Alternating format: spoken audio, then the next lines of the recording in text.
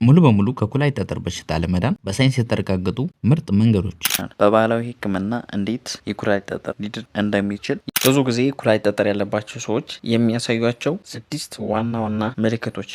ባለፈው ጓደኛ የደወለልኝና ቤቱ እንድመጣ አዘዘኝ። አነጋገሩ የደህና ስላልመሰለኝ በድንጋጤ ቤቱ ሲደርስ መሬት ላይ ተዘርሯል። መንቀሳቀስ አይችልም። አልቦታል። ጠየቁት ምን እንደሆነ።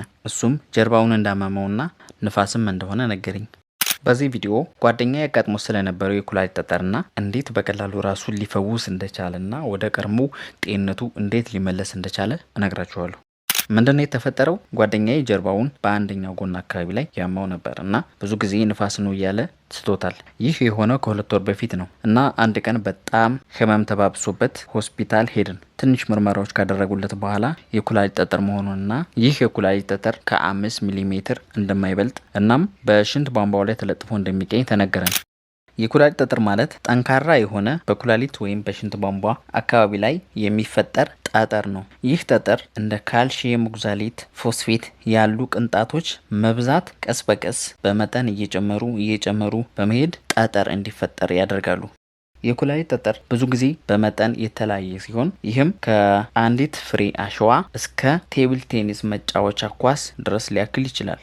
የኩላሊት ጠጠር ህመም በብዛት ከሚከሰቱ ህመሞች አንዱና ዋነኛው ሲሆን ይህ ህመም በአብዛኛው በጣም ከፍተኛ ህመም የሚፈጥር ሲሆን አንዳንድ ጊዜ ግን ምንም አይነት ህመም ወይም ምልክቶች ሊያሳይ ይችላል። ብዙ ጊዜ ኩላሊት ጠጠር ያለባቸው ሰዎች የሚያሳዩቸው 6 ዋና ዋና ምልክቶች። 6ኛ ማቅለሽለሽና ማስመለስ። 5 ሽንታችንን እየሸናን እንዳለ ከድንገት ሽንት መፍሰሱን ሲያቆም። ይህ ማለት ሽንት የመሽናት ፍላጎት አለን፣ ሽንቱም አለ፣ ግን ደግሞ ከድንገት ተቋረጠ። ይህ በታችኛው የሽንት መተላለፊያ ቱቦ ላይ የተቀረቀረ ጠጠር እንዳለ ያሳያል። 4ኛ በምንሸናበት ጊዜ ህመም ወይም ደግሞ የማቃጠል ስሜት ሲኖር። 3ኛ ደም የቀላቀለ ሽንት ሲኖር።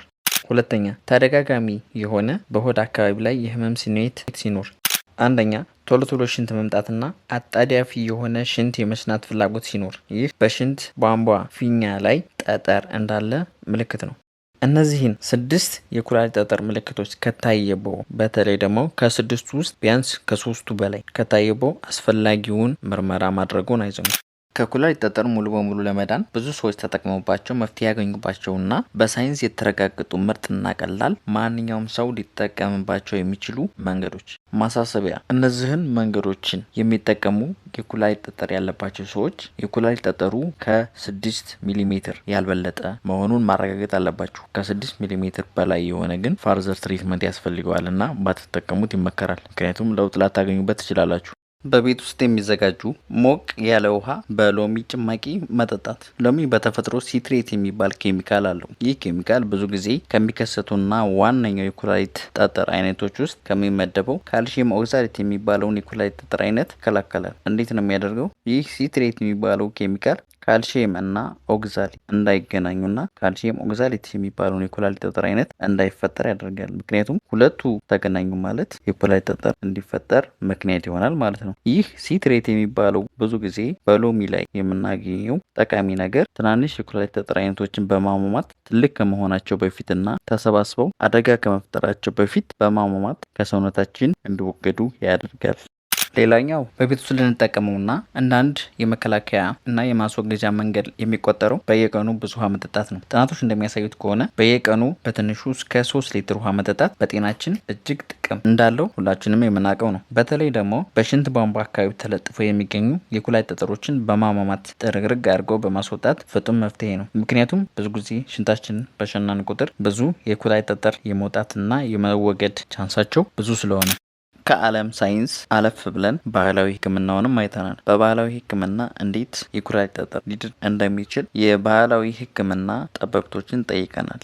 ዛሬ ማሳያችሁ እጽዋት ከሰው ልጆች ጋር በቀላሉ መግባባት የሚችል እጽዋት ነው። በሀገራችን በየትኛውም ቦታ ላይ በቅሎ መገኘት የሚችል ተክል ሲሆን በአይነቱ የሚመሳሰሉት በርካታ እጽዋቶች አሉ። ድግጣ፣ ዳብዛ፣ ጉፊያ እንዲሁም ደግሞ ይሄ ፋስፋኒ እንዲሁም በ1949 በእኔ አባት ስም መጠራት የተጀመረው እናንተ ሞሪንጋ ወይም ሞረሽ ሽፈራው የምትሉት ማለት ነው።